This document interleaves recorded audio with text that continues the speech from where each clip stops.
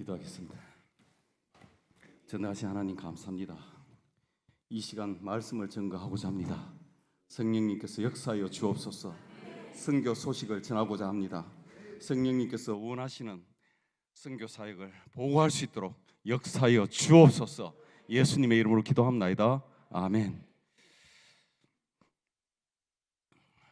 사실은 제가 여기 설 수 없는 그런 사정이 있었습니다. 2년 전에 한국을 방문하려고 했는데 댕기 바이러스에 감염이 되어가지고 사선을 넘었습니다. 일단은 댕기 바이러스에 걸리게 되면 치료약이 없어요. 병원에 갔는데 많은 현지인들이 복도에도 누워 있고, 저도 그 중에 한 사람이었고요. 이제 두 가지 중에 하나입니다. 면역력으로 살든지 죽든지. 많은 사람들이 2년 전에 댕기 모기에 감염이 되어서, 바이러스에 감염이 되어서 생명을 잃었습니다. 그럼에도 불구하고 하나님께서 저를 살려주시고 생명을 연장시켜 주신 것은 다 뜻이 계신 줄 압니다. 사명을 감당하라는 그러한 뜻이 계신 줄 알고 또 이렇게 서게 되었습니다. 오늘 예수님의 참된 제자란 그러한 제목으로 말씀을 증거하고자 합니다. 우선 브라질을 좀 소개하도록 하겠습니다. 브라질은 한국의 85배 정도 됩니다. 땅이 인구는 한 2억 정도가 되고요. 그리고 포르투갈어를 사용하고 있습니다. 하나님께서 특별히 한국 민족을 사랑하시고 어느 나라 말이든지 다 할 수 있는 그러한 능력을 주셨습니다. 하나님께서 특별히 한국 민족을 사랑하심으로 세계 곳곳에서 사역할 수 있도록 언어의 재능을 주셨는데, 오늘은 특별히 여러분들이 그런 언어의 재능이 있는지를 살펴보고자 합니다. 한번 따라해 주시면 감사하겠습니다. 에우치아무 엥 제주스. 쉽죠? 한번 따라하겠습니다.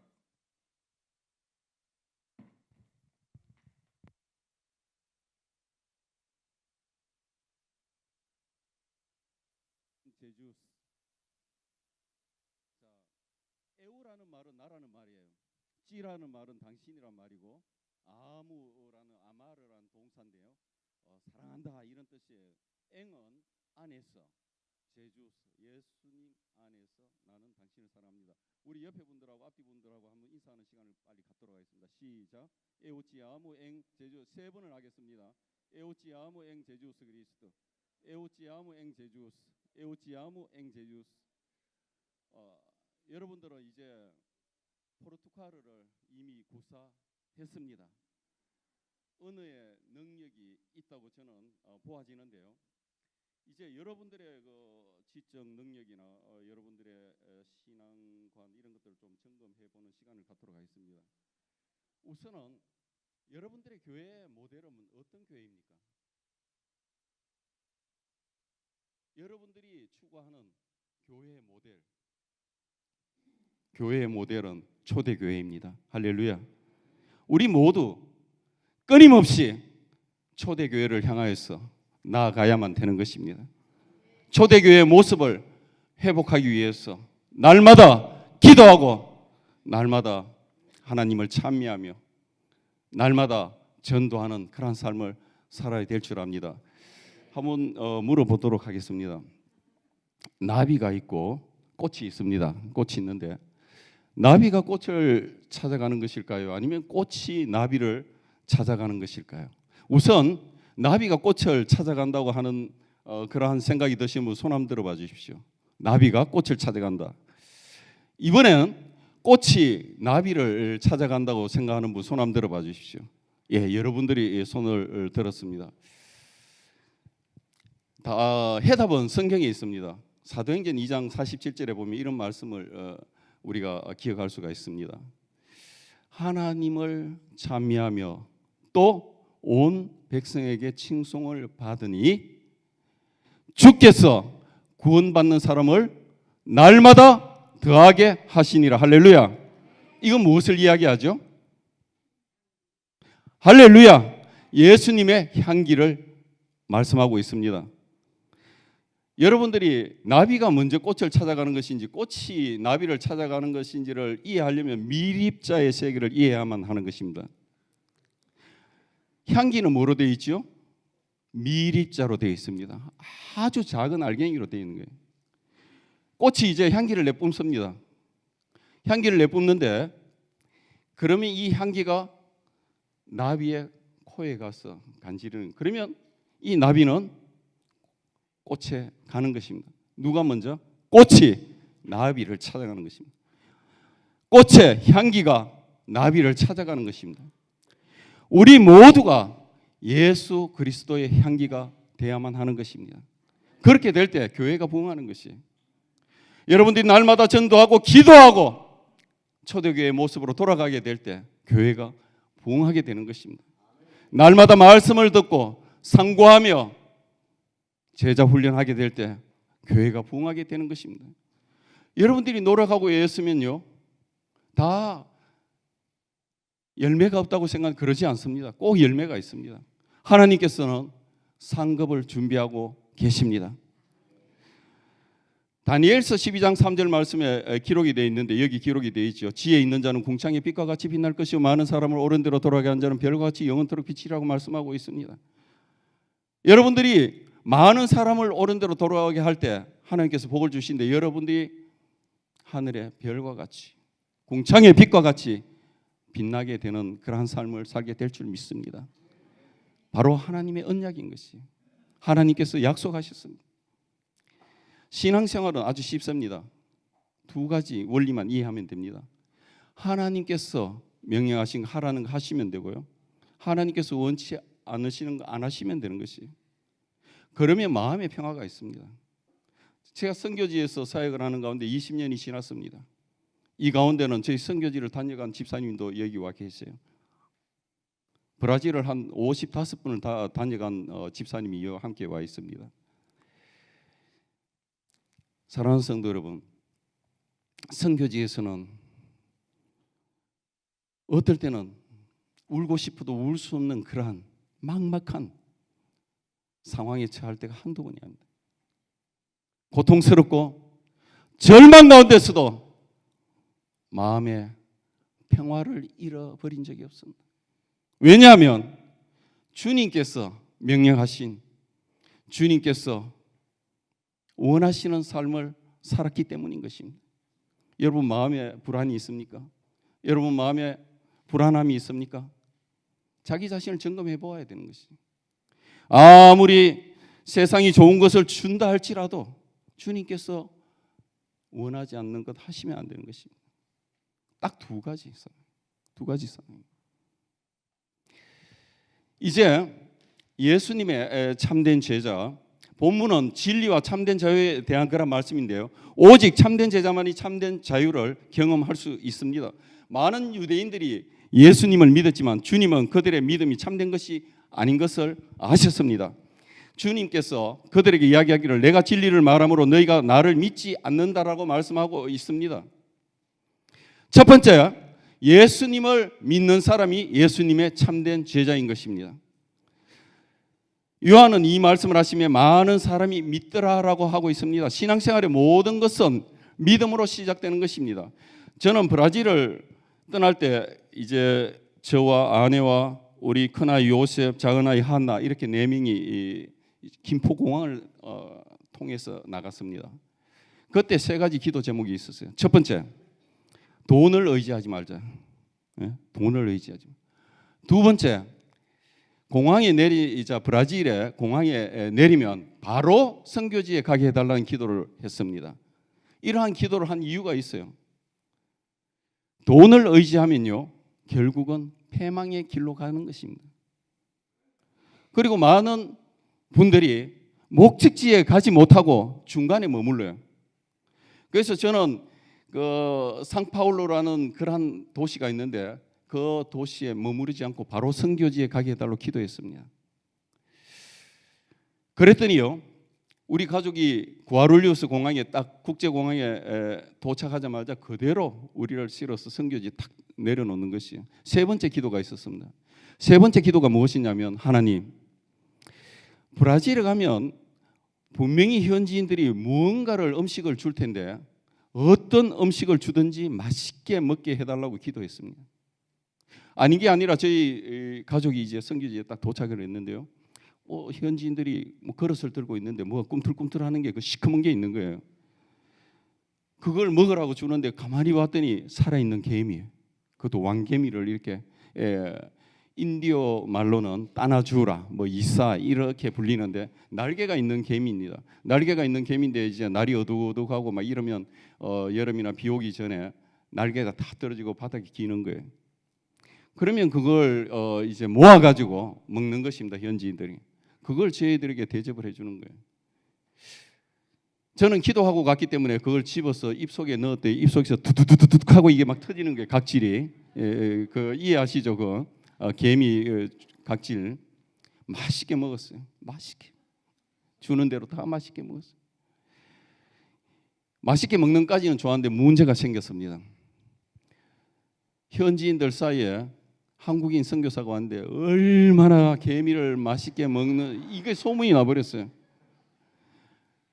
그래가지고 이제 그때부터 막 현지인들이 비닐 봉지에 막 귀한 거 담아온다 해서 막 가지고 봉지에 담아서 개미들을 담아서 가져다 주는 거예요. 이제 선물이라고 주는데 안 먹을 수 없잖아요. 그래 튀겨 먹고 막 이렇게 했어요. 뭐 엄청 많이 먹었어요. 그래서 지금도 건강합니다. 혹시 건강을 잃은 분들이나 아니면 배가 좀 많이 나오신 분들은 허리를 많이 먹는 게 그 개미를 많이 먹는 게 좋을 거란 그런 생각이 듭니다. 그래서 우리는 믿음을 가지고 나아가게 될 때 놀랍게 승리하는 삶을 살게 될 줄 믿습니다. 한번 따라하세요. 나는 위대한 선교사다. 할렐루야. 우리 모두 선교사님들이에요. 여러분들 모두가 한 사람 한 사람이 위대한 선교사들입니다. 왜냐하면 하나님께서 보내셨기 때문입니다. 어디로? 직장으로. 어디로? 학교로. 어디로? 길거리로. 어디로? 어느 곳이든지 여러분들 있는 곳이 바로 여러분들의 선교지인 것입니다. 여러분들은 선교사들이에요. 그래서 날마다 복음을 전하는 일에, 전도하는 일에 초점을 맞춰야 됩니다. 여러분 보십시오. 전도하면 왜 즐겁습니까? 어떤 교회 갔더니요, 전도하면 행복하다 이렇게 써놨어요. 그게 감동이 오더라고요. 왜 행복합니까? 주님이 명령하신 것이기 때문에 행복한 것이에요. 브라질로 떠나기 전에 대구 부산에 영락교회가 있는데, 부산 영락교회 가지고 이제 전도 폭발 훈련을 할 때가 있었어요. 그런데 그 뒤에서 어느 정수기 파는 그러한 사무실에 들어갔는데요. 뭐 전도하면서 그랬죠. 예수님을 믿으십시오. 예수 믿고 구원 받으십시오. 그랬더니 갑자기 여기 뭐 번쩍하는 거예요. 아니 이 정수기 사장이요. 부산 사람이 손가락이 얼마나 굵은지, 손도 크고, 저 따귀를 때린 거예요. 따귀를 때려 재수 없이 가게 와가지고 전도한다. 그래가 제가 한 대 맞고 그냥 물러섰으면 괜찮았는데, 또 멋있게 선생님 오른뺨을 때리셔서 마음이 편하시다면 왼뺨도 때려주십시오 이런 거예요. 그랬더니 왼뺨을 또 때리는 거예요. 또 계속 내밀었죠. 그래서 8대를 맞았습니다. 이게 8대를 맞고 제 눈에서 눈물이 펑펑펑펑 쏟아지는 거예요. 맞아서 흘리는 그런 눈물이 아니라, 첫째, 제가 얼마나 전도를 하지 않았는가, 공격적인 전도를 하지 않는, 그때 깨닫게 되었고, 갑자기 그 영혼이 불쌍하게 여겨지는 거예요. 복음을 전하는데 따귀를 때리는 그 피폐한 그 영혼이 불쌍하게 보이는 거예요. 따귀를 8대 맞았어요. 이게 이 서면에 그 사람들이 얼마나 많습니까? 사람들이 막 구름같이 몰려가지고 이 상황을 지켜보는 거예요. 이 결말이 어떻게 될까? 이 사람이 8대를 때리고 보니까 사람들은 막 몰려 있죠. 뭐 나는 눈물을 흘리고 있죠. 뭐 영화의 한 장면처럼 이렇게 돼 있는 거예요 지금. 그래서 이 사람의 마음에 두려움이 갑자기 생긴 거예요. 갑자기 차 속으로 딱 들어가가지고 시동을 붕붕하고 도망가려고 하는 거, 그 앞에 제가 무릎을 꿇었죠. 하나님, 저 영혼이 예수 믿고 구원받게 해주시옵소서라고 기도했어요. 무릎을 꿇었어요. 그 자리에서 그 사람은 막 이 분노 조절이 안 되는 거예요. 분노 조절이 안 돼가지고 뭐 그냥 앞으로 치고 나오면 뭐 저는 죽을 수밖에 없죠. 그 앞에 무릎을 꿇었어요. 그 사람이 이제 사람들은 막 정인들은 막 몰려 있죠. 그 사람이 차에서 내려가지고 도망을 가버리는 거예요. 그것으로 이제 상황은 종료가 되었는데요. 그날 기적이 일어났습니다. 그날 전도를 하는데 어떤 일이 있었냐면 그냥 지나가는 사람 아무나 붙잡고 예수 믿으십시오 하면 그냥 무릎 꿇고 영접 기도하고요. 8명을 영접시켰습니다. 할렐루야. 그래서 그런 고백을 했어요. 제가 만약에 딱이 한 대 맞고 한 명을 영접시킬 수 있다면 뭐 한 500대나 1000대 정도 그 정도 맞았으면 좋지 않았을까 그런 생각을 하고 그런 글도 쓴 적이 있습니다. 그렇습니다. 우리가 하는 전도가 결코 헛된 것이 아니에요. 여러분들의 좋은 것이 무엇입니까? 한번 궁금한데요. 여러분들에게 좋은 것이 뭐예요? 아주 좋은 집을 가지고 있는 것입니까? 아니면 좋은 차를 타고 있는 것입니까? 어떤 것이 좋은 것일까요? 좋은 것은 영어로 굿입니다. 제가 적어왔어요. 굿 아시죠? 포로는 보응이라고 합니다. 보응, 보응. 그렇죠? 한국말로 뭐 좋다, 뭐 좋으신 하나님. 굿이 좋은 것입니다. 뭐 세상에 또 뭐 좋은 직장, 뭐 어마어마한 아파트, 빌딩, 뭐 세상에서 좋은 것이라 할 수 있죠. 그런데요, 하나님은 영어로 무엇이죠? God이죠. 뭐죠? G-O-D. 한번 줄여보겠습니다. 자, G를 접습니다. 그리고 O를 접습니다. D를 접어서 뭐가 남죠? 빵이 남습니다. 하나님이 함께 하시지 않으시면요, 헛되고 헛된 것입니다. 하나님 함께 하시면 그 길이 고난의 길일지라도 고통의 길일지라도 좋은 것입니다. 하나님 함께 하실 때 여러분들이 승리의 삶을 살고 있고 복된 삶을 살 수가 있는 것입니다. 선교지 하나님께서 함께 하시기 때문에, 소망교회 하나님께서 함께 하시기 때문에 성전, 성소, 예배당 좋은 곳입니다. 그렇기 때문에 끊임없이 교회에 나와야만 되는 것입니다. 여러분들 위대한 사람들이에요. 지시간 금요 철야 예배 나왔다. 이건 대단한 거예요. 누가? 주님께서. 우리 모두가 신본주의자가 돼야 됩니다. 두 가지 스타일의 사람이 있어요. 인본주의자가 있고요, 신본주의자가 있습니다. 신본주의자가 있는 거예요. 우리는 모두가 작은 자이고 약한 자입니다. 그럼에도 불구하고 하나님께서는 그 작은 자가 천을 이루고 그 약한 자가 강국을 이루는데 나 여호와가 속히 이룰 것이라. 신본주의입니다. 우리가 이루는 것이 아닙니다. 하나님께서 이루는 것입니다. 여러분들 생각에는 여러분 스스로 걸어 나온 것 같죠? 교회에 나온 것죠? 절대 그러지 않습니다. 성령님께서 여러분들의 마음을 감동, 감화시켜 주셨기 때문에 저와 여러분들이 이곳에 있는 것입니다. 하나님 계신 거룩한 전에 나와 있는 것입니다.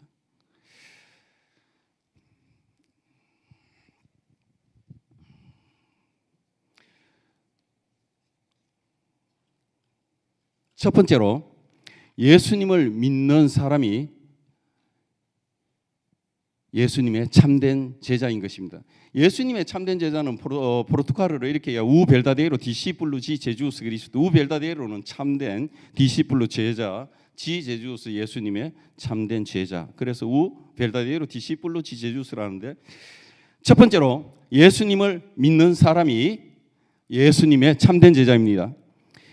믿음은 들음에서 나며 들음은 그리스도의 말씀으로 말미암느니라고 말씀하고 있어요. 그렇기 때문에 날마다 여러분들은 말씀을 상고하고 말씀을 읽고, 그러므로 인해서 믿음이 날로 성장해야만 되는 것입니다. 여러분들이 콩나물 콩을 사가지고 아무리 물을 붓고 막 이렇게 해도 그 자라는 것을 보지를 못해요. 저도 선교지에 뭐 나무도 심고 또 여러 가지 뭐 이렇게 상추도 심고 파도 심고 하는데 그 자라는 것을 제가 본 적이 없어요. 그런데 시간이 지나서 보니까 이 파 좀 모종했던 것이 커 있고요. 그리고 작은 나무 그 모종을 했던 게 지금 나무가 뭐 뽕나무가 어마어마하게 커가지고 막 우리 선교지 아이들이 다 따먹고 동네 아이들도 와서 따먹고 막 이렇게 합니다. 우리의 믿음이 자라는 것을 직시할 수는 없지만, 그러나 여러분들이 목사님의 말씀을 통해서 또 여러 목사님들과 또 구역이나 여러 가지 그 제자 훈련을 통해서 여러분들의 믿음이 성장하는 것을 알 수가 있습니다. 자꾸만 말씀을 계속해서 반복적으로 듣게 될 때 여러분들의 삶이 변화되는 것입니다. 어떤 목사님이 설교를 하시는데요, 성도님이 또 신비한 성도님이 또 계세요. 딱 져가지고 목사님 이거 제가 오늘 들어보니까 목사님 설교가 뭐 2년 전에 한번 했던 것 같습니다. 이런 거요. 예, 뭐 정확하게 뭐 토시도 안 틀리는 거예요. 근데 그 목사님도 또 만만치 않아. 김 집사님, 우리 찬송 항상 불러도 은혜가 되지 않습니까? 날마다 반복적으로 기도하시고요, 반복적으로 말씀을 연구하고 반복적으로 교회에 나와야 한다는 것입니다. 그렇게 될 때 여러분들의 신앙이 성장하고 여러분들의 삶이 부요해지는 것을 느낄 수가 있는 것입니다. 하나님은 좋으신 하나님이십니다. 두 번째로 말씀 안에 거하는 사람. 첫 번째로 예수님을 믿는 사람, 두 번째로 말씀 안에 거하는 사람, 세 번째로 진리를 아는 사람, 네 번째로 참된 자유를 누리는 사람. 이렇게 요약해 볼 수가 있습니다. 이러한 사람들이 예수님의 참된 제자인 것입니다. 이제 교회를 세워 나가는 과정 중에서 있었던 여러 가지 일들을 여러분들에게 소개하고자 합니다. 우선은 왜 우리가 전도해야 되는지 그 상황을 설명하기 위해서 어느 날 저에게 감동이 왔어요. 감동이 와서 뭐 그날 특별한 어떤 동기가 없는데 이웃 도시를 그냥 터덜터덜 가게 되었어요. 차를 가지고 뭐 이웃 도시를 빈민 도시를 갔죠. 빈민 도시를 가가지고 배가 고프니까 이제 햄버거를 사 먹게 되었습니다. 햄버거를 사 먹게 되는데 그 햄버거를 파는 그 청년이 리어카 같은 거 이런 거 만들어 파는 청년이 저를 보더니 너무너무 반가워하는 거예요. 너무너무 기뻐하고 뭐 저하고 막 이야기도 하려고 애를 쓰고 어디서 왔느냐, 한국에서 왔다, 뭐 또 뭐 지금 어디서 사역하고 있는 전지라시에서 사역하고 있다, 뭐 이러면서 저를 너무 반가워해 주는 것이에요. 그래서 저도 뭐 현지인이 저를 반가워해 주고 저를 존중해 주고 목사라고 존중해 주고 선교사라고 존중해 주니까 이야기가 하고 싶어 계속 이야기를 하게 되었어요. 그래서 전도를 했습니다. 전도를 해가지고 우리 교회에 나오게 되었어요. 그래서 한 4년 지났는데요, 4년 지나 아르헨티나에서 선교팀이 왔습니다. 중앙장로교회에서 선교팀이 와가지고 이 청년이 은혜를 받더니 나와서 간증을 하는데요, 이런 간증을 하는 거예요. 그날 저를 만난 날, 그날 집에 가서 자살을 하려고 했단다. 그런데 저를 만나고 새로운 삶을 살게 되었다는 그 고백을 한 4년 전에 하는 것이에요. 그래서 저는 깜짝 놀랐습니다. 우리의 역할은 전도하는 것입니다. 열매는 누가 거두시죠? 하나님께서 거두시죠. 주께서 구원받는 사람을 날마다 더하게 신본주의입니다. 날마다 더하게 하시는 이는 하나님이십니다. 여러분들은 전도만 하시면 돼요. 전도만 하시면 돼요. 전도가 여러분들 어렵습니까? 쉽습니까? 어떤 분은 어렵다, 어떤 분은 쉽다, 뭐 그런데 저한테는 너무너무 쉬운 거예요. 한 분은 여기 있는 그 박찬수 집사님 여기 와 계시는데요. 저 외국어대 졸업하시고 뭐 브라질을 한 55번 다녀가신 분인데요. 저분이 비행기를 타고 온다 브라질을 방문하는데 제가 마중을 나갔습니다. 마중을 나갔는데 우리 박 집사님보다 조금 더 펠레, 축구 황제 펠레가 먼저 내리는 거예요. 그때 제가 머릿속에 어떤 생각이, 제가 1992년도 9월 8일에서 9월 18일까지 선교지 현지 답사를 갔는데 어떤 그 그리스인 브라질인이 펠레하고 찍은 사진을 들고 사람들한테 이렇게 보여주니까요, 거기 있는 모든 사람들하고 막 이렇게 친구가 되는 거예요. 주위에 있는 사람들. 나도 저 펠레하고 사진을 한번 찍으면 전도하는데 도움이 되겠다, 그 생각을 하게 되었습니다. 그때만 해도 말도 잘 못하고 뭐 그런 때인데, 그래서 이제 펠레 경호원에게 부탁을 해가지고 펠레하고 사진을 딱 찍었어요. 그래가 그 사진을 코팅을 해가지고 이제 가지고 다니는 겁니다. 가지고 다니면서 뭐 버스를 탄다든지 전철을 탄다든지 뭐 그러면 혹시 이 사람을 아느냐? 거의 다 알죠. 나는 이 사람을 너무너무 잘한다. 근데 이 사람이 나를 모른다는 이야기는 안 하고 저는 이 사람을 잘한다. 그러면서 이야기가 되는 거예요. 친구가 되는 거예요. 그래서 뭐 축구 이야기 뭐 이렇게 뭐 하고 서로, 사람은 이상합니다. 사람 웃으니까요 마음을 열더라고요. 웃으니까 마음을 열고, 그렇게 해서 이제 그때부터 복음을 전하면서 그렇게 전도가 되기 시작하고요. 그리고 뭐 저희 교회 안 나오더라도 뭐 다른 교회에 갈 수도 있죠. 뭐 하나님 우리 교회도 계시고 또 소망교회도 계시고 뭐 어느 교회든지 정말 하나님 기뻐하시는 교회, 하나님 함께 하시잖아요. 그래서 전도를 할 때는 어렵게 하시면 안 됩니다. 예수 천당, 불신 지옥, 그렇게 할 수도 있습니다. 그렇게 하시는 분들도 있고, 또 그렇게 해서 예수 믿고 구원받는 사람들도 있습니다. 저는 좀 더 그들과 친구가, 현지인들과 친구가 되려고 합니다. 예를 들어서 이런 식이에요. 왜 자매님의 코가 이렇게 밑으로 있죠? 콧구멍이. 예? 그렇죠. 이렇게 만약 거꾸로 돼 있으면 비도 들어오고 샤워할 때도 얼마나 불편하겠어요. 이제 현지인들한테 그런 식이에요. 그 물어본다면 그것도 현지인들은 깜짝 놀라죠. 왜 이런 걸 물을까요? 외국인이. 그러면서 이제 창조에 대해서 이야기하는 거예요. 하나님께서 당신을 지으셨는데 완벽하게 지으셨다. 그러면서 하나님께서는 참으로 좋으신 분이고 당신을 사랑하신다. 그러면서 이제 복음을 전하는 것이에요. 만약에 당신의 코가 거꾸로 돼 있다 해봐라. 샤워할 때 아침 저녁으로 브라질 사람들은 샤워합니다. 그러면 뭐 아침에도 구멍을 이렇게 뚜껑을 닫고 이게 얼마나 불편하게, 생각만 해도 그렇죠. 이제 그러면 막 그 사람들, 이 브라질 사람들 또 낙천적인 사람들이라 가지고요, 막 배를 잡고 웃는 것이에요. 배를 잡고 웃고 막 그러면서 이제 친구가 되고, 그러면서 복음을 전하는 거예요. 막 자연스럽게 복음을 전하고 그렇게 재밌게 이제 복음을 전합니다. 우선은 우리가 소외된 자들과 친구가 되어야 됩니다. 왜냐하면 왕 중에 왕이신 주님께서 우리의 친구가 되어 주셨습니다. 그렇기 때문에 낮춰야 돼요. 우리 자신을. 하나님의 은혜는 낮은 대로 임한다고 했습니다. 낮아져야만 되는 것입니다. 우리가 낮아져야 전도할 수가 있는 것입니다. 그렇게 될 때 교회가 부흥하게 될 줄 믿습니다. 또 여러 가지 뭐 상황, 또 제가 그러죠. 형제님, 저는 뭐 시한부 삶을 살고 있습니다. 깜짝 놀래죠. 시한부라고 묘미가 있잖아요. 그러면 의사가 그런데 앞으로 살아봐야 뭐 50년 아니면 70년 안팎입니다. 뭐 그런 식으로. 그러면서 이제 우리가 이 땅에 영원하지 않다는 것을 가르치는 거예요. 그래, 죄 짓고 살아서는 안 된다. 죄 짓고 살아서는 안 된다.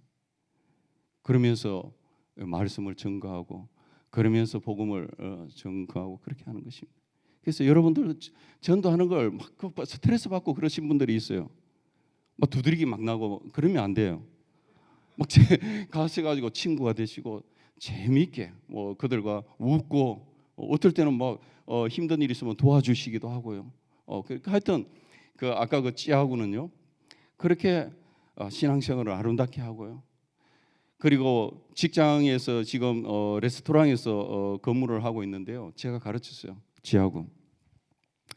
거기가 부자 도시입니다.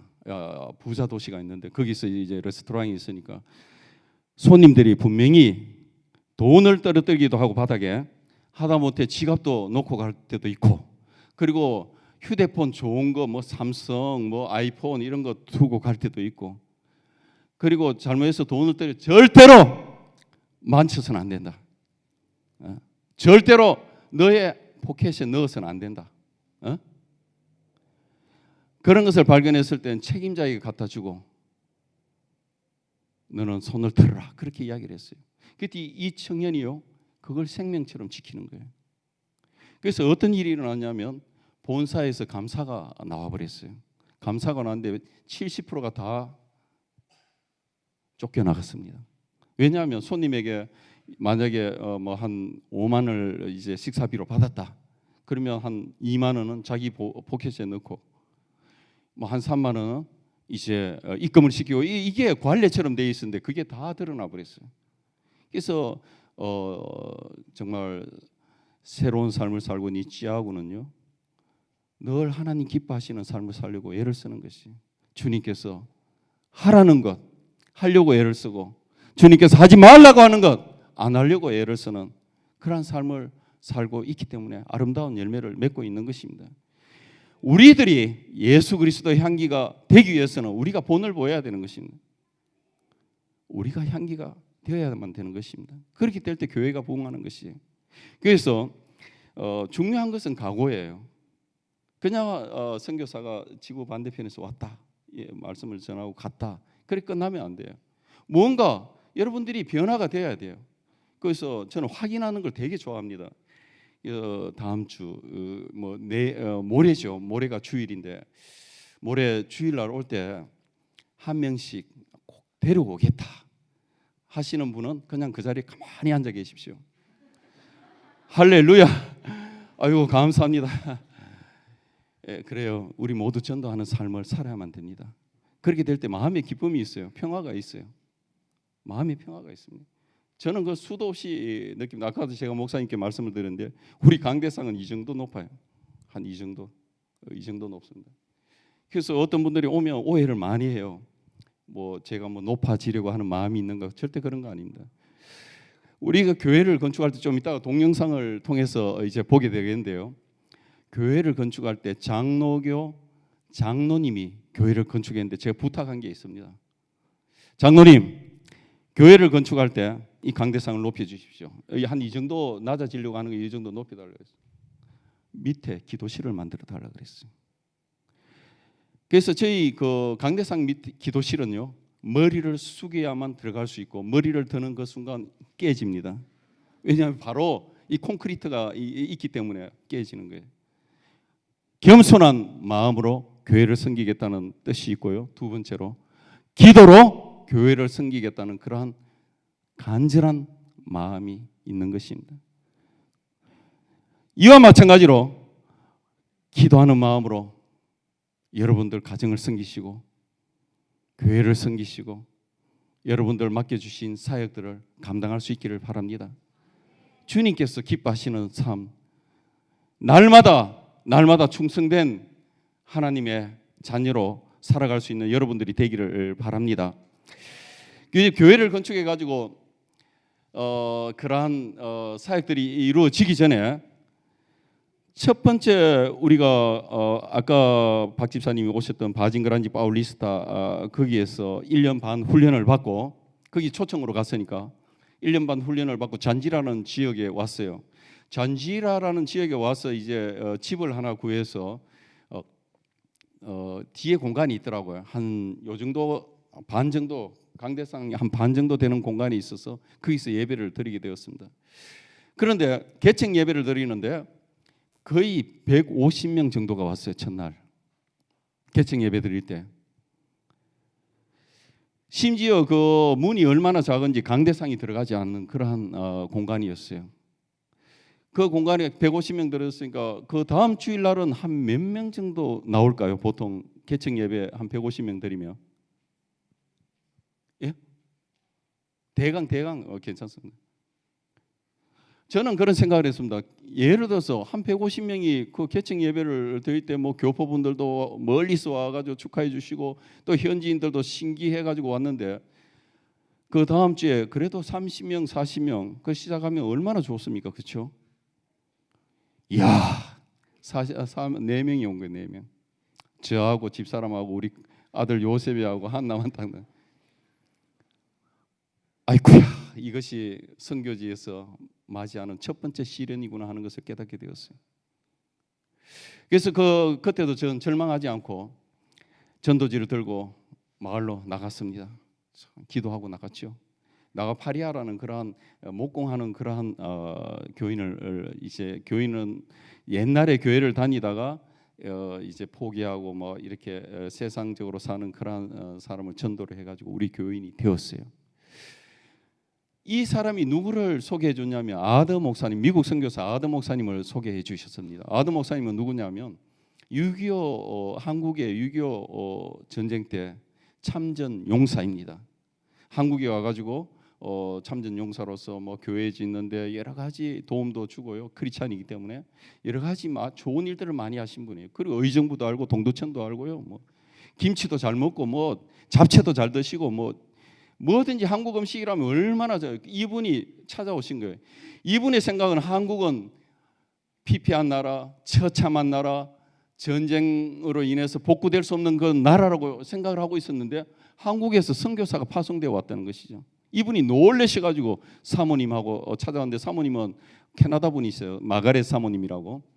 캐나다 분이 원래는 이제 간호사였던 분인데 결혼을 해서 브라질에서 한 40년을 섬기고 있었습니다. 브라질에서 빈민들에게 이제 영어도 가르치고 또 복음도 전하면서 아주 훌륭한 저를 아들처럼 그렇게 대해 주셨어요. 저를 너무 귀히 여겨 주시고 제 마음으로 참 존경하는 그러한 모델이었어요. 그런데 한 주는 그 목사님이 설교를 하고 한 주는 제가 설교하고 또 사모님은 이렇게 찬양도 인도해 주시고 막 저희들보다 먼저 사역을 했기 때문에 포도 저희보다 잘하시죠. 그렇게 해서 사역들이 쭉 이제 이어지게 되었습니다. 이어져서 이제 사역들이 아름답게 진행이 되는데 문제는 장소예요. 교회가 자꾸 성장하다 보니까 사람들 들어설 자리가 없는 것입니다. 그런데 한 9개월 지나니까 도저히 요 좁은 데서 뭐 3, 40명 예배 드릴 수가 없는 것이. 그걸 기도하고 있는데 갑자기 집 앞에 있던 그 자동차 도색하는 그 공장이 나가버리는 거예요. 앞에 6m, 뒤로 한 14m. 할렐루야. 하나님께서 준비하셨다는 그러한 확신을 가지고 그곳으로 옮겨서 또 예배를 드리게 됩니다.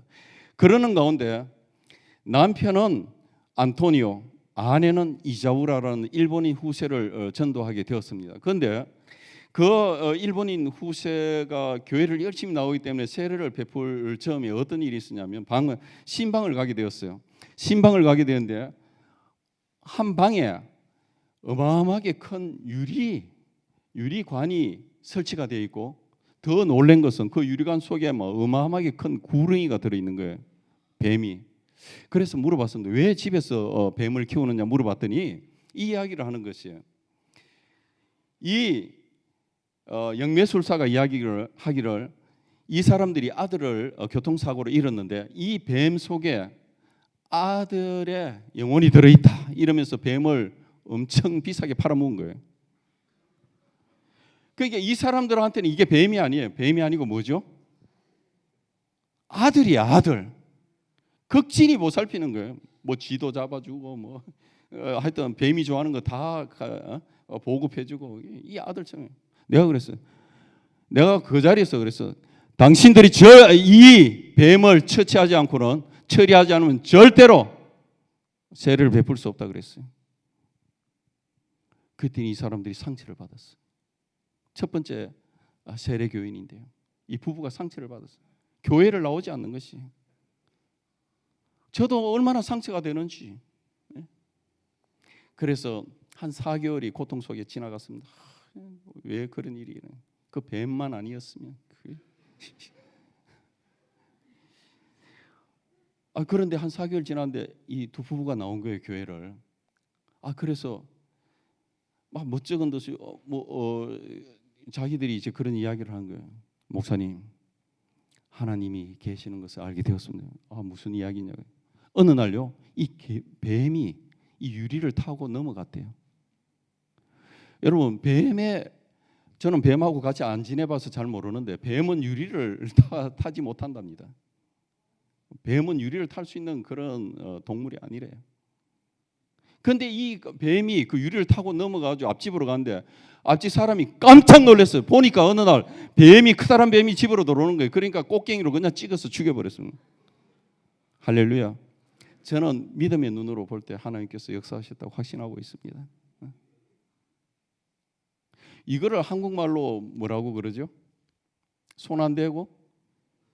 뭐 그런 말 있어요. 하여튼 제가 가서 막 저도 성격이 좀 안 좋은 것 때문에 이렇게 인격이 좋으신 목사님들 보면 너무너무 부러운 거예요. 너무너무 부러워. 하나님께서 골고루 다 한 주시는 거예요. 저에게도 인격만 좋으면 정말 훌륭한 목사가 되고 훌륭한 선교사가 될 수 있는데 성격이 더러워가지고 제가 예를 들어서 뭐 킹카 칼이 막 이 정도 큰 게 있습니다. 뭐 긴 칼, 야자수 뭐 이렇게 자르는 칼인데 그걸로 이렇게 가가지고 할 수도 있죠. 그랬으면 문제가 되는 거예요. 문제가 되는 거예요. 정말 하나님께서 교통 정리해 주신 것입니다. 여러분 스스로 할 수 있는 건 한계성이 있습니다. 여러분들 스스로 두 가지 스타일의 사람이 또 있습니다. 첫 번째, 지 뜻대로 사는 사람. 지 뜻대로 사는 사람. 두 번째, 하나님의 뜻에 따라 사는 사람이 있습니다. 하나님의 뜻대로 사는 사람은 불협함이 없어요. 열매가 아름답습니다. 그런데 지 뜻대로 사는 사람은 열매도 아름답지 않을 뿐더러 항상 불협화음 속에서 헤어나지 못합니다. 여러분들 삶을 한번 점검해 보세요. 어떤 삶인지, 하나님의 뜻에 따라 사는 삶인지 아니면 지 뜻대로 사는 삶인지 한번 점검해 보셔야 될 줄 압니다. 말씀에 비추어 보면 모든 것을 알 수가 있습니다. 우선은 저희 아이가 이제 큰 아이가 요셉이고 작은 아이가 한나인데요. 큰 아이가 대학을 다닐 때 권총 강도를 만났습니다. 브라질에서는 권총이 뭐 하여튼 총기류가 엄청 퍼져 있어요. 어떨 때는 범죄 단체들의 활약이 더 좋습니다. 그래서 군인들이 진입을 합니다. 그 마을에 어떤 전쟁이라 그럽니다. 그걸 그냥 뭐 소탕 뭐 이런 말도 아니고 전쟁. 어떨 때는 군인들이 그 파벨라라는 그 판자촌 그러한 지역이나 이제 범죄 집단 속에 들어갈 때는 완전 중무장해서 그렇게 하고요. 그러다 보니까 이 브라질에는 그것이 만연되어 있어요. 이 법 질서가 잘 지켜지지 않습니다. 그래서 권총 강도들은 거의 다 마약을 환각 상태에서 강도짓을 하는데 우리 아들 요셉이가 권총 강도를 만났습니다. 학교를 가다가. 그런데 이 아이가 또 담대해요.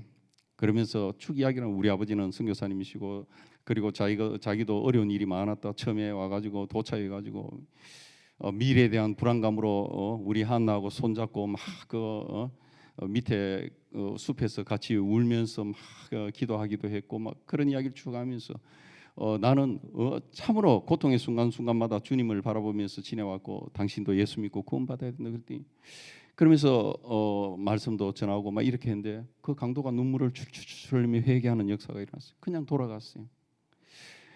참 선교사가 가장 고통스러울 때가 바로 그럴 때입니다. 내가 받는 고통은 감내할 수가 있어요. 그러나 가족들이 받는 고통 얼마나 고통스러운지요. 아내가 받는 고통, 우리 아이들이 받는 고통 그런 것들이 있어요.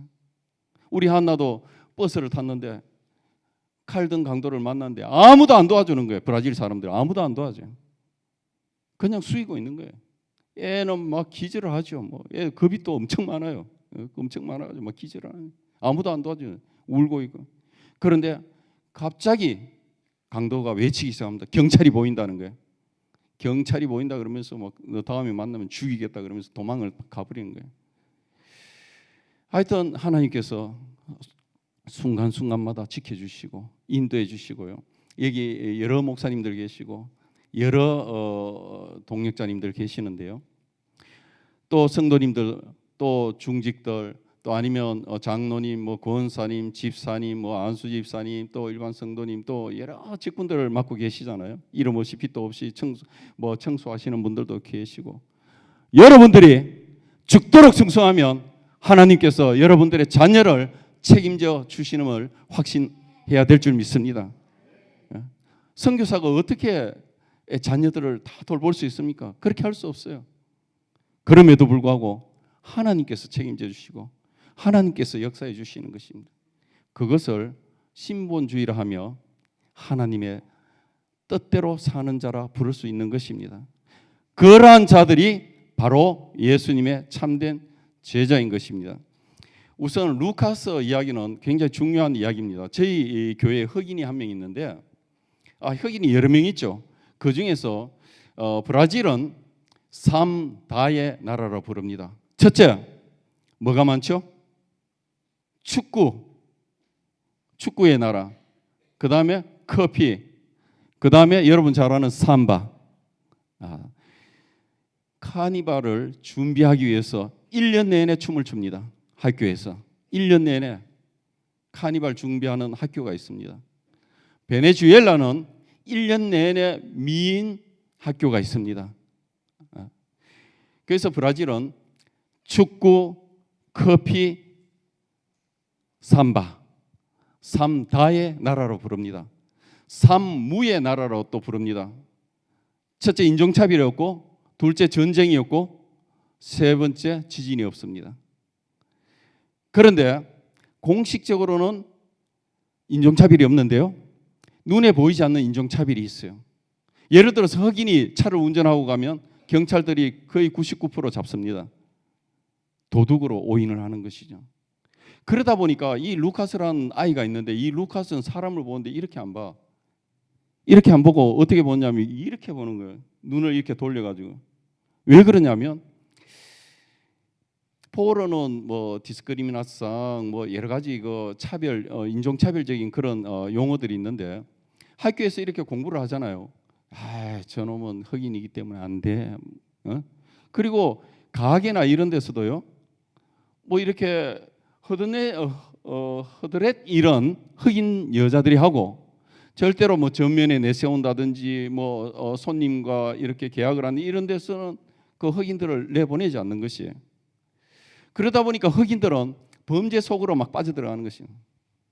그래서 루카스의 아버지는 술만 먹는 거예요. 술만 먹고 담배 막 빨아당기고요, 막 그렇게 해서 비참하게 사는 것이에요. 그런데 이 루카스가 어느 날 제가 차를 타고 루카스 집을 딱 지나가는데 루카스가 연을 날리고 있는 거예요. 연은 3살, 4살, 5살 뭐 한 그 정도가 6살까지 있는데 중학생이 되는데 연을 날리고 있는 거예요. 공부해야 될래. 소망이 없는 것이죠. 그 연을 바라보면서 소망을 갖는 것이에요. 연아, 너는 어디로 가니? 나는 또 어디로 가니? 뭐 이런 식으로. 그걸 제가 그런 이야기를 어떻게 변화시킬 수 있을까 하는 그런 고민을 하게 되었습니다. 그래서 루카스를 불러서 그 자리에서, 저는 성격이 급해서 그 자리에서 불러, 너 테니스를 배우고 싶냐 그랬어. 그때 배우고 싶다는 거예요. 그래? 좋다. 그러면 너가 새벽 5시에 교회에 나와서 나하고 기도회를 하고 나하고 성경 공부를 한다. 제자 훈련을 한다. 그리고 우리가 나가서 훈련을 같이 한다. 이렇게 약조를 하게 되었습니다. 그래서 그때부터 이 아이에게 소망이 생긴 것이에요. 자, 브라질이 왜 축구가 유명하죠? 수학적으로 축구공 하나로 몇 명이 운동을 합니까? 22명이 하죠. 그렇죠? 22명이. 그렇죠? 22명. 테니스는 몇 명이 하죠? 라켓 하나로 1명이 하는 거예요. 이쪽에 1명, 저쪽에 1명. 저희 씨가 비민씨인데 비민씨에서 테니스를 한다는 건 뭐 상상도 못하는 일이에요. 테니스 채를 사야죠, 모자 사야죠, 뭐 옷 사야죠, 그리고 신발 사야죠, 공 사야죠. 공도 좀 지나면 이거 쭈그러들고요. 그리고 또 뭐 이렇게 코트 이렇게 사야 돼요. 여러 가지 뭐 복잡다단한 것인데 제가 시에 가서 요청을 했어요. 여기 지금 운동장이 2개인데 한 개만 테니스 그 선만 끌어달라. 그러면 내 시를 기쁨의 시로 바꾸도록 노력을 하겠다 그렇게 했어요. 그래서 시의원들을 설득을 시키고 지도자들을 설득을 시켜가지고 시청에서 나와서 다 선을 다 그어줬어요.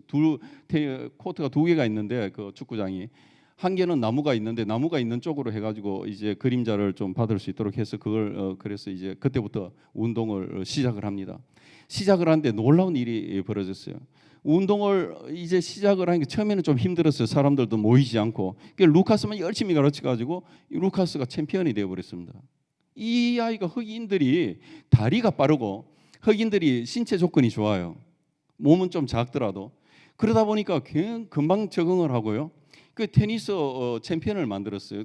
테니스는 기초반이 있고 중급반이 있고 고급반이 있는데 기초반 이제 챔피언을 만들어 가지고 그때부터 이제 현지인들을 가르치는데 자 현지인들이 누가 나오냐면 우선은 지도자급들이 나오기 시작합니다. 경찰들 뭐 아니면 또 시의원 또 공무원들 아니면 학교 선생님들 변호사 막 이렇게 해서 막 몰려 나오기 시작을 한 거예요. 이제 그들을 정성껏 우리가 가르치는 것입니다. 사실은 이 스포츠 사역을 시작하게 된 동기가 깊은 뜻 속에는 뭐가 있냐 목표는 전도입니다.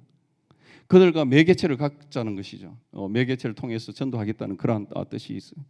이제 계속 나오기 시작하는데 이게 사람들이 1명, 2명이 우선 테니스 채나 뭐 이런 것들이 있어요. 신발이나. 그래서 긴급으로 그 교포들이 사는 데가 한 40km 떨어져 있습니다. 왕복 한 80km 되는데 긴급으로 뭐 한부네트라든지 이제 요청을 했습니다. 우리 시가 지금 이렇게 변화가 되려고 애를 쓰고 있는데 우리가 가진 것이 없고 힘들고 막 그러니까 또 한인들이 쓰던 거 라켓이라든지 공이라든지 신발이든지 뭐라도 다 보내주면 좋겠다 막 그렇게 요청을 했더니 그때부터 서서히 막 이제 오기 시작합니다. 헌 라켓도 오고 헌 뭐 모자도 오고 또 옷들도 오고 또 신발도 오고 뭐 이렇게 공들도 오고 해서 사역이 쭉쭉쭉쭉 이제 이루어지는데 지금까지 한 400~500명 제자를 거느리고 있습니다. 그래서 뭐 한꺼번에 그렇게 다는 못 가르치고요. 하루에 어떨 때는 15명, 하루에는 뭐 어떨 때 20명, 어떨 때는 뭐 5명, 뭐 이제 새벽에 나오는 사람들 새벽 시간을 통해서 그렇게 가르치니까요. 시가 변화되기 시작하는 거예요. 막 경찰들도 와가지고 막 지켜주고요. 어떤 사람들은 뭐 공도 갖다 주고 브라질 사람들이요. 어떤 사람들은 청소도 해주고요. 뭐 그 시가 그렇게 하나의 모범을 보여 기쁨의 도시로 거듭나기 위해서 뭐 그 태동을 하는 것입니다. 그래서 이제 최근에는 어떤 일이 있었냐면 계속 거기에서 테니스 배우던 그런 청년들이 교회로 나오는 것이에요.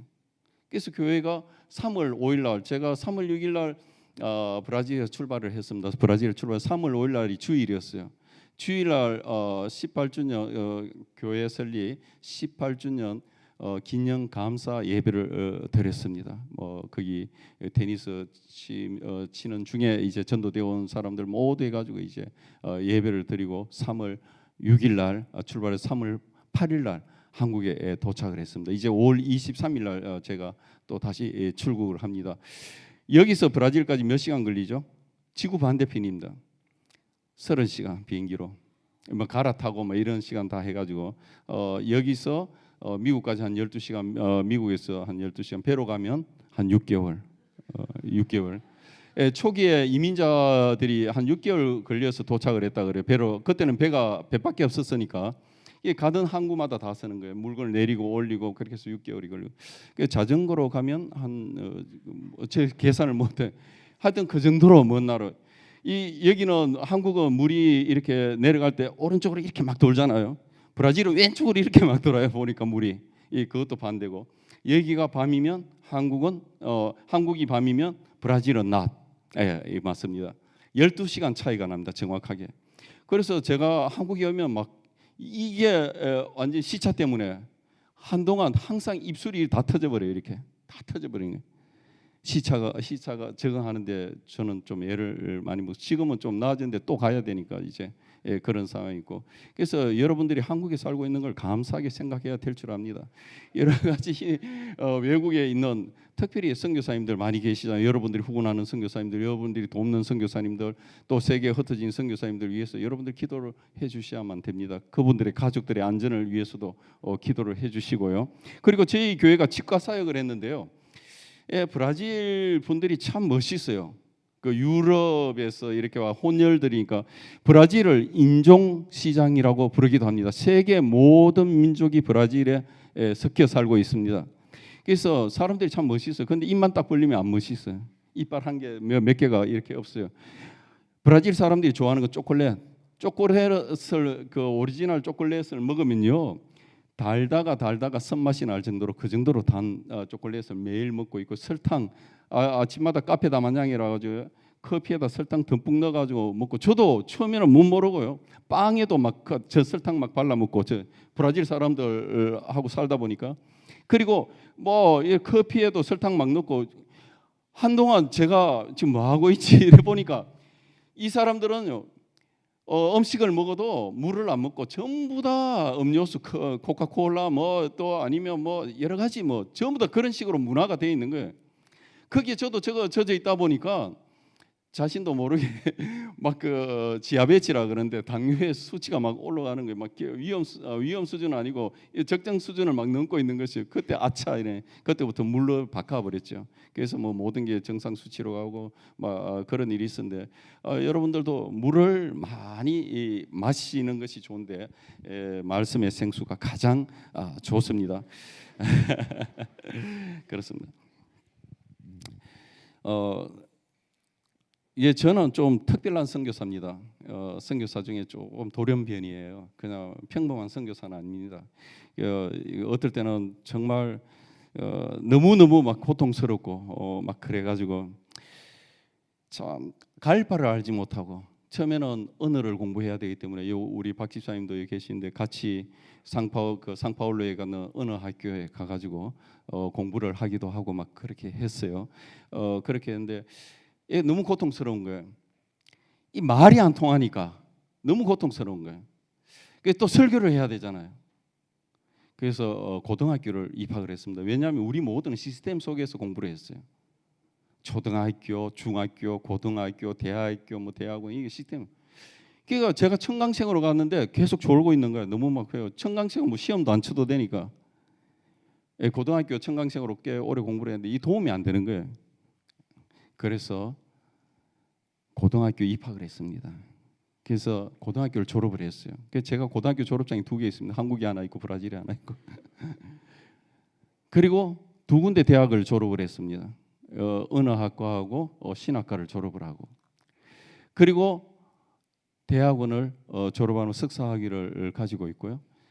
그런데 박사 시험을 제가 다 떨어졌어요. 떨어지고 바로 스포츠 사역으로 바꿨습니다. 그래서 더 아름다운 열매를, 박사 시험 쳐서 합격하는 것보다 더 아름다운 열매를 맺고 있죠. 그런데 이 루카스가 이제 지도자가 잔지라에서 지도자가 된 것입니다. 왜냐하면 지도자들 가지고 이 친구가 신이 났어요. 그래가지고 그때부터 삶이 변화되는데요. 아침 새벽에 일찍 와서 교회 청소 자기가 다 하는 거예요. 자기 다 하고 뭐 주일학교 하고 뭐 성가대 찬양단 뭐 교회 완전 팔방미인이 되어 있는 거예요. 모든 열쇠는 그 루카스 손에 다 쥐어져 있어요. 모든 열쇠가 얼마나 많은지. 저희 교회가 430평 되는데 아주 큰 교회도 아니고요, 아주 작은 교회도 아닙니다. 뭐 다 있어요. 교회 뭐 수련회 시설도 다 있고, 또 뭐 여러 가지 뭐 아까 말씀드린 거 개인 기도실도 있고, 식당도 있고, 치과도 있고, 뭐 식당도 뭐 하여튼 뭐 골고루는 다 같죠. 그 심지어 지하수까지 나옵니다. 지하수까지 200m 파는데 처음에 60m 계약을 해가지고 뭐 물을 파는데요. 성경을 읽다 보니까 이 구약에는 샘, 물이 얼마나 쏘요. 샘으로 인한 그러한 전쟁들이 많이 치러지고, 그러니까 물이 중요하다는 것을 깨닫게 되어서 파는데 60m를 처음에 계약을 했는데 물이 나왔겠습니까? 안 나왔겠습니까? 어떻게 하셨어요? 안 나왔어요. 물이 안 나왔습니다. 그래가지고 다시 계약을 해서 100m를 파 들어가는 것입니다. 100m에서 나왔겠습니까? 안 나왔겠습니까? 아유, 감사합니다. 100m에서 안 나왔어요. 이게 진땀이 주룩주룩 나는 거예요. 계속 더 팔 때마다 그 위험적인 요소가 있다 해서 비용이 더 가감이 더 많이 내야 되는 것이. 그 150m까지 용기를 내서 팠는데 드디어 물이 나왔으면 얼마나 좋았겠습니까? 안 나온 거예요. 또 안 나온 거 150m. 그래가지고 200m까지 파고 들어갔습니다. 바위를 뚫는 것이죠. 바위를 뚫는데 막 두두두두 하고 기계가 막 뚫는 것입니다. 바위를 뚫는데 물이 나왔습니다. 물이 나와가지고 우리가 신앙생활을 하는데요. 어떤 분들은 60m에서 그치는 사람이 있어요. 어떤 사람은 100m에서 그치는 사람이 있어요. 어떤 사람은 150m에서 그치는 사람이 있어요. 그러면 안 돼. 끝까지 물 나올 때까지 인내심을 가지고 믿음을 가지고 끝까지 주님 붙들고 나아가는 그러한 하나님의 멋진 백성들 되어야 될 줄 믿습니다.